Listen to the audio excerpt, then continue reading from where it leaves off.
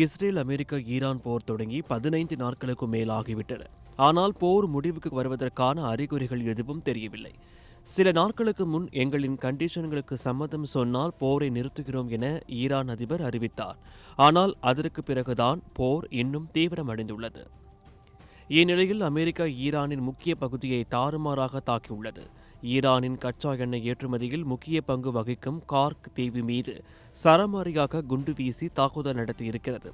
இதுகுறித்து அதிபர் டிரம்ப், அமெரிக்க ராணுவம் மத்திய கிழக்கு வரலாற்றிலேயே மிகவும் சக்தி வாய்ந்த குண்டுவீச்சு தாக்குதல்களில் ஒன்றை நடத்தியது.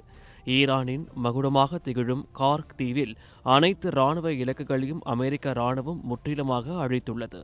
மனிதநேயம் மற்றும் கண்ணியம் கருதி அந்த தீவில் உள்ள எண்ணெய் உள்கட்டமைப்புகளை அழிக்காமல் விட்டுவிட நான் முடிவெடுத்துள்ளேன்.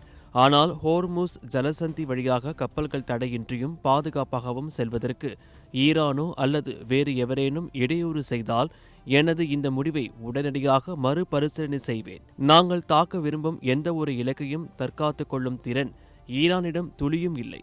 ஈரானின் இராணுவமும் இந்த தீவிரவாத ஆட்சியுடன் தொடர்புடைய மற்ற அனைவரும் தங்கள் ஆயுதங்களை கீழே போட்டுவிட்டு தங்கள் நாட்டில் எஞ்சி இருப்பதையாவது காப்பாற்றிக் கொள்வதே புத்திசாலித்தனமாகும் என தெரிவித்திருக்கிறார். இதற்கு ஈரான் மத்திய கிழக்கு முழுவதும் உள்ள அமெரிக்க பங்குகளை கொண்ட அல்லது அமெரிக்காவுடன் ஒத்துழைப்புடன் செயல்படும் எண்ணெய் நிறுவனங்களுக்கு சொந்தமான அனைத்து எண்ணெய் மற்றும் எரிசக்தி உள்கட்டமைப்புகள் மீது தாக்குதல் நடத்தி அழிப்போம் என்று கண்டனம் தெரிவித்துள்ளது. இதையெல்லாம் வைத்து பார்க்கும்போது போர் முடிவுக்கு வருவதற்கான அறிகுறிகள் தற்போது குறைவாகவே இருக்கின்றன.